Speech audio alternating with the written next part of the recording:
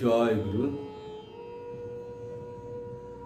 আশা করে ସମସ୍ତେ ନିଜ ପରିବାର ପ୍ରତିବେଶୀ ସମସ୍ତଙ୍କୁ ନେଇ ଆନନ୍ଦରେ ଦିନଯାପନ କରୁଛନ୍ତି। ସବୁଠୁ ଶ୍ରେଷ୍ଠ ଜନ୍ମ ହେଉଛି ମାନବ ଜନ୍ମ। ଆଉ ଏହି ଜନ୍ମର ମୂଳ ଉଦ୍ଦେଶ୍ୟ ହେଉଛି ଈଶ୍ୱର ପ୍ରାପ୍ତି। ସେଇ ଈଶ୍ୱର ପ୍ରାପ୍ତି ପାଇ ସମସ୍ତେ ଯେମିତି ଆକୁଳ ଅଛନ୍ତି ଆଉ ତାହା ଯେମିତି ସମସ୍ତଙ୍କୁ ପ୍ରାପ୍ତ ହୁଏ, ଏହି ପ୍ରାର୍ଥନା ଜଣାଏ ପରମ ପିତାଙ୍କ ରାତୁଳ ଚରଣରେ।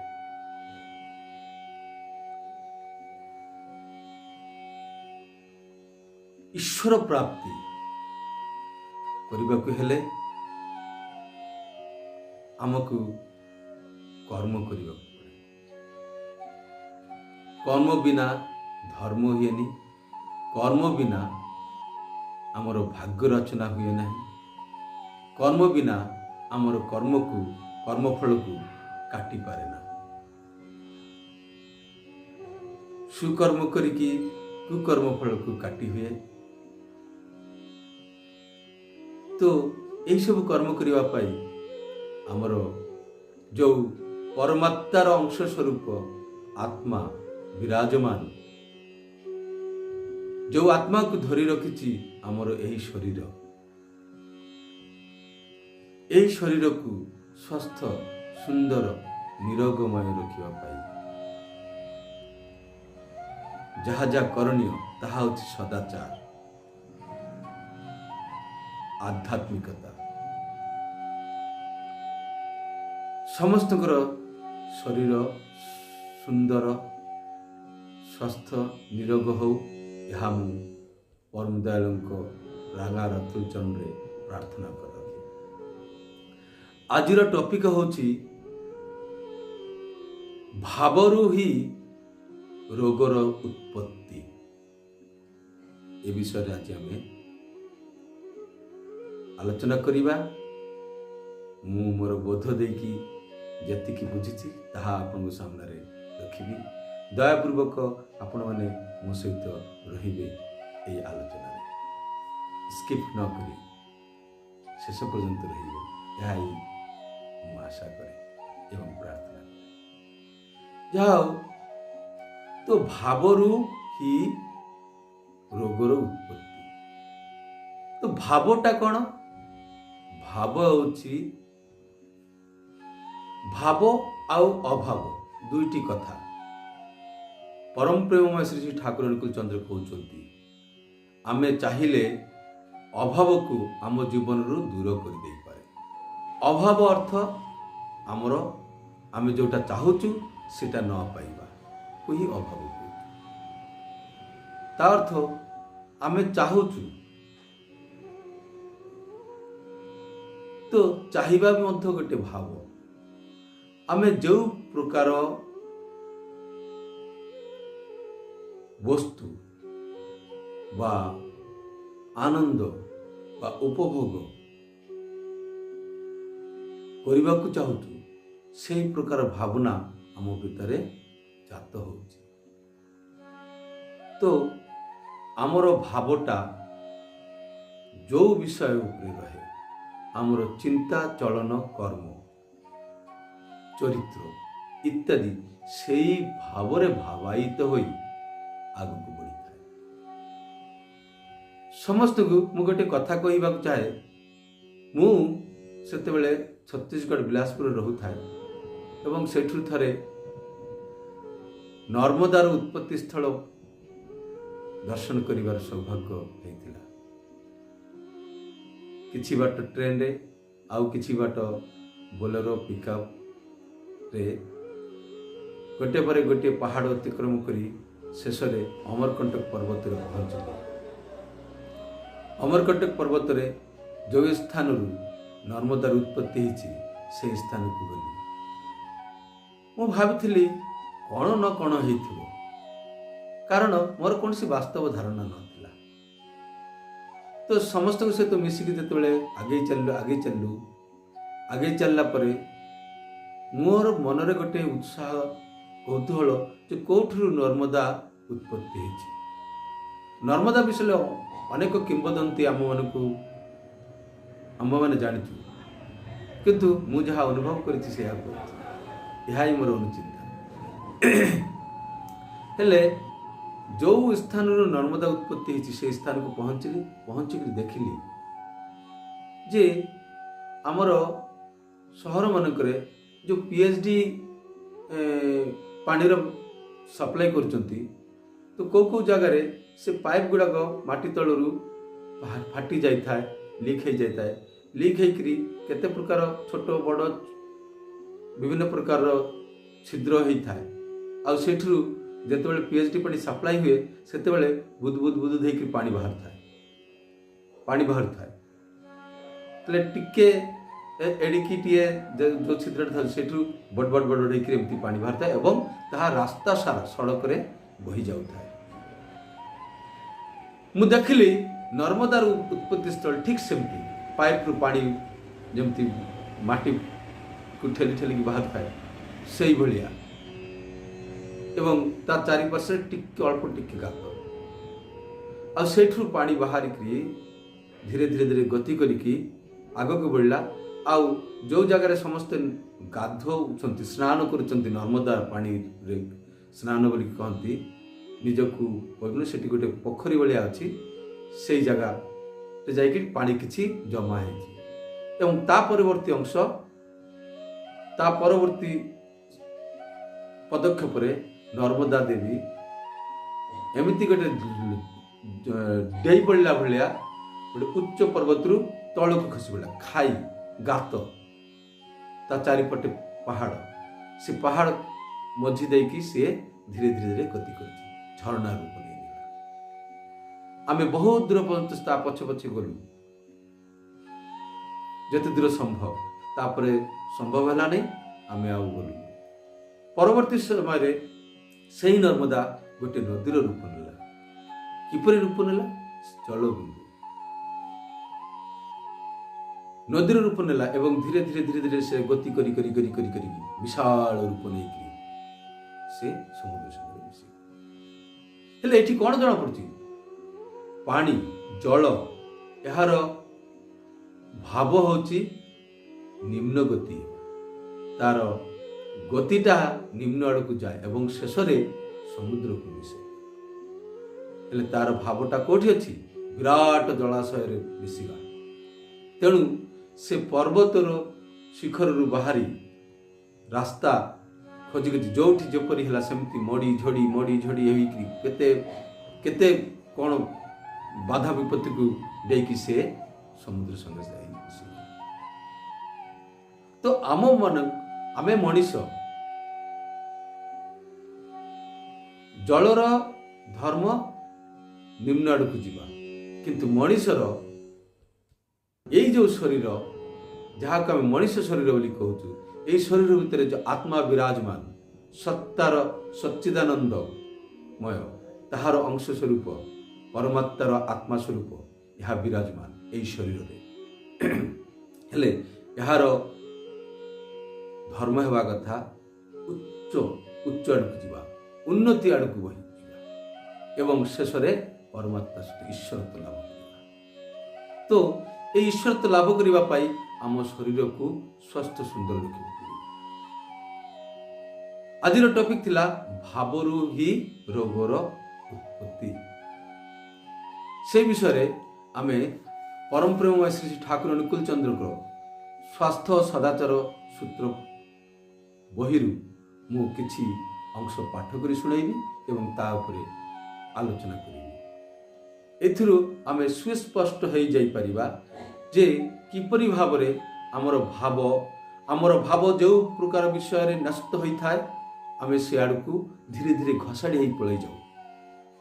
ସେଟା ଭଲ ଜାଗାରେ ହେଇପାରେ କି ମନ୍ଦ ଜାଗାରେ ମଧ୍ୟ ହେଇପାରେ। ଆଉ ଯେତେବେଳେ ଆମର ମନ ଶରୀରକୁ ଟାଣି ଗୋଟିଏ ବିପର୍ଯ୍ୟୟ ସ୍ଥାନରେ ନେଇଯାଏ, ସେତେବେଳେ ଆମେ ରୋଗୀ ହେଇଯାଇଥାଉ, ଆମର ସ୍ୱାସ୍ଥ୍ୟ ଭାଙ୍ଗି ଯାଇଥାଏ। ତ ସେତେବେଳେ ଆମେ କହୁ ଭଗବାନ ମୋତେ ଏତେ ବଡ଼ ରୋଗ ଦେଲା, ମୋର ଶାନ୍ତି ନାହିଁ, ସ୍ୱସ୍ତି ନାହିଁ ଜୀବନରେ। ଏମିତି କେବଳ ଶରୀର ମ୍ୟାଟରରେ ନୁହଁ, ଆହୁରି ଜୀବନରେ ଅନେକ ପ୍ରକାର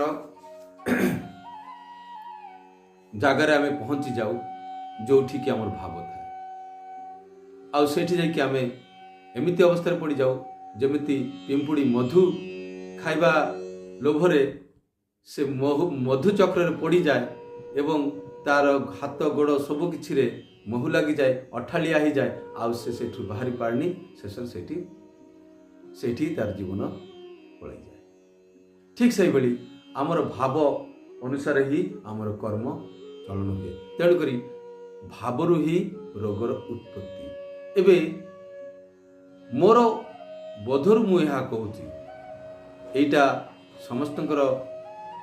ସମସ୍ତେ ଗ୍ରହଣ କରିପାରନ୍ତି, ନ ବି କରିପାରନ୍ତି, କିନ୍ତୁ ପରମ ପ୍ରେମ ଶ୍ରୀ ଠାକୁରାଣୀ ଚନ୍ଦ୍ର ଯିଏ ଜୀବ ଉଦ୍ଧାର ପାଇଁ ଏହି ଧରାପୃଷ୍ଠରେ ଅବତୀର୍ଣ୍ଣ ହୋଇଛନ୍ତି, ସିଏ କ'ଣ କହିଛନ୍ତି ତାକୁ ଆମେ ବୁଝିବା ପାଇଁ ଚେଷ୍ଟା କରିବା।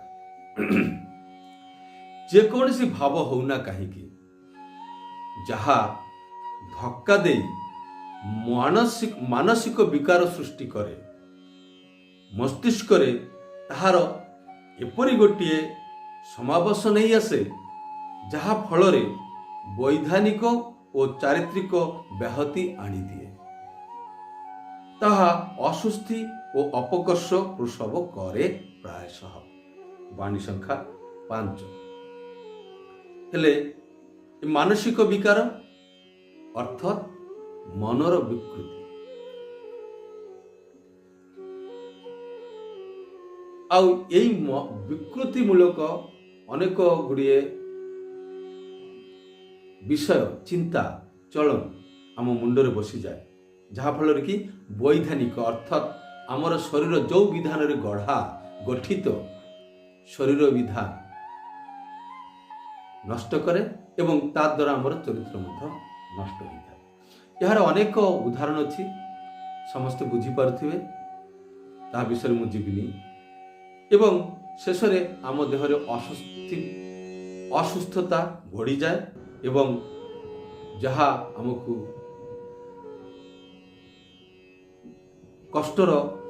କଷ୍ଟ ହିଁ ଆମକୁ ଦେଇଥାଏ। ରୋଗ ପୋଷଣୀ ଚଳନ ଓ ବ୍ୟବହାର ଆତ୍ମହତ୍ୟାର ହିଁ ସମାନ। ରୋଗ ପୋଷଣୀ ଚଳନ ଅର୍ଥ ଆମେ ସମସ୍ତେ ଟିକେ ଧ୍ୟାନ ଦେଲେ ବୁଝିପାରିବା। ରୋଗ ପୋଷଣୀ ଚଳନ କ'ଣ? ଯାହା କଲେ ଆମ ଦେହ ଭିତରେ ରୋଗ ଆସେ, ଆମ ଶରୀରକୁ ଅସୁସ୍ଥ କରେ। ଆଉ ସେହି ପ୍ରକାର ବ୍ୟବହାର, କ୍ରୋଧ, ଲୋଭ, ମୋହ, ଏଇସବୁ ଅକର୍ମ, ଏଇସବୁ ଗୁଡ଼ାକ କ'ଣ? ଅକର୍ମ, ଯାହା କଲେ ଆମର ଶରୀର ମନକୁ ବିକୃତ କରେ, ତାହା ହିଁ ଅକର୍ମ।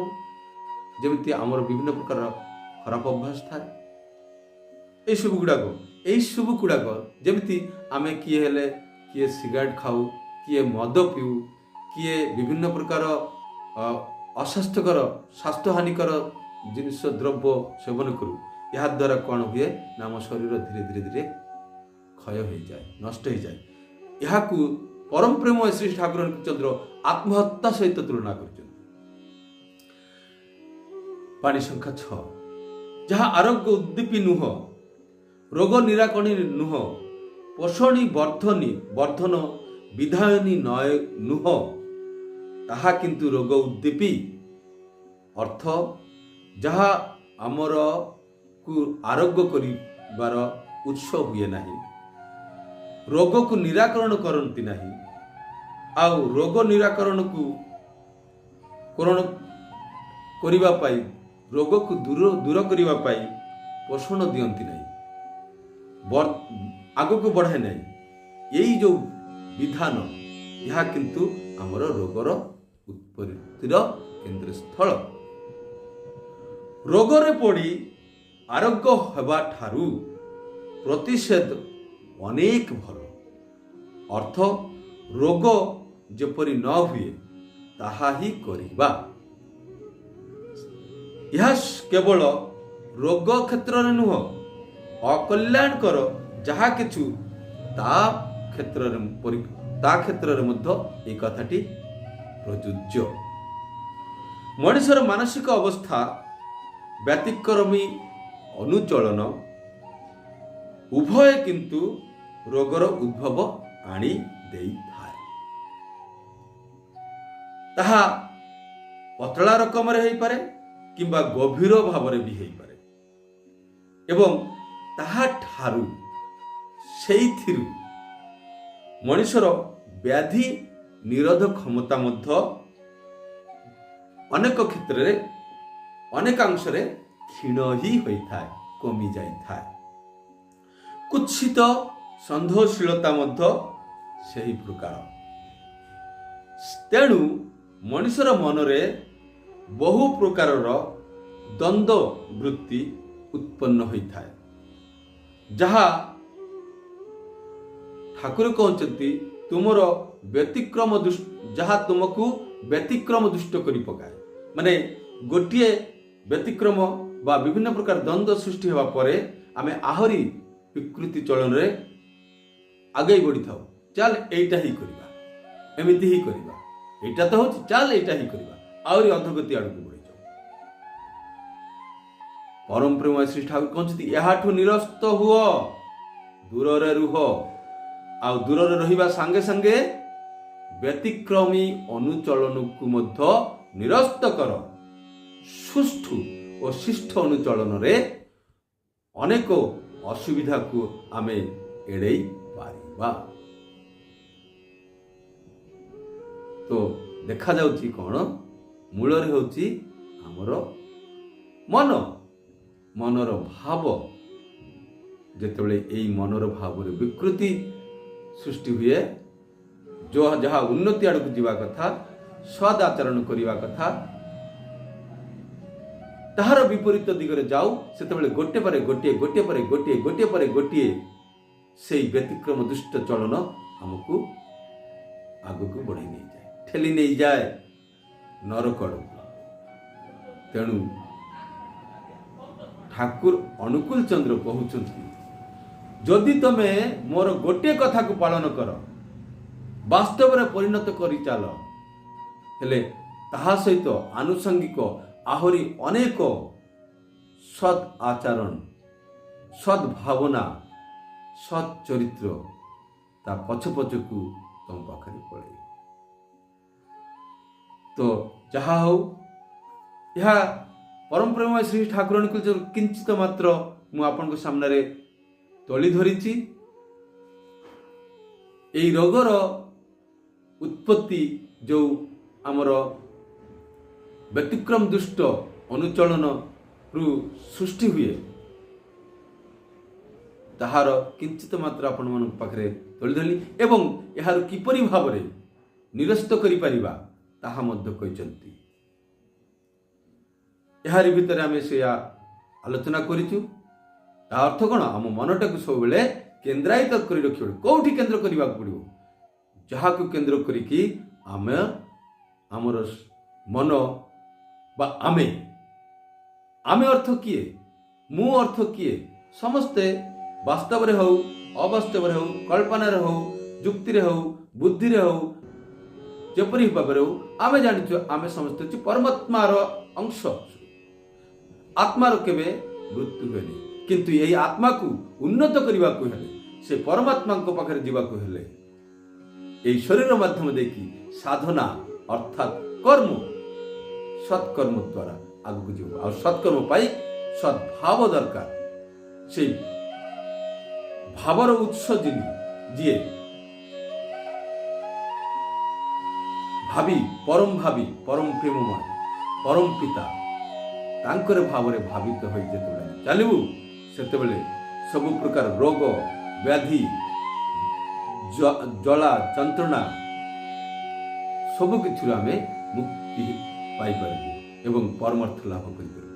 ଆସନ୍ତୁ ଆମେ ସମସ୍ତେ ଏହି ପଥରେ ଆଗେଇ ଯିବା। ଏହା କହିକି ମୁଁ ମୋର କ୍ଷୁଦ୍ର ଆଲୋଚନା ଅନୁଚିନ୍ତା ଶେଷ କରୁଛି। ସମସ୍ତଙ୍କର ମଙ୍ଗଳ ପ୍ରାର୍ଥନା କରି ସର୍ବେ ସୁଖିନଃ ଭବନ୍ତୁ କହି ମୁଁ ମୋର ବକ୍ତବ୍ୟ ଶେଷ କରୁଛି। ଜୟ ଗୁରୁ। ସମସ୍ତେ ଭଲ ରହିବେ ଏବଂ ମୋ ଚ୍ୟାନେଲଟିକୁ ଲାଇକ୍ କମେଣ୍ଟ ଓ ସବସ୍କ୍ରାଇବ୍ କରି ମୋ ସହିତ ଯୋଡ଼ିବେ। ଜୟ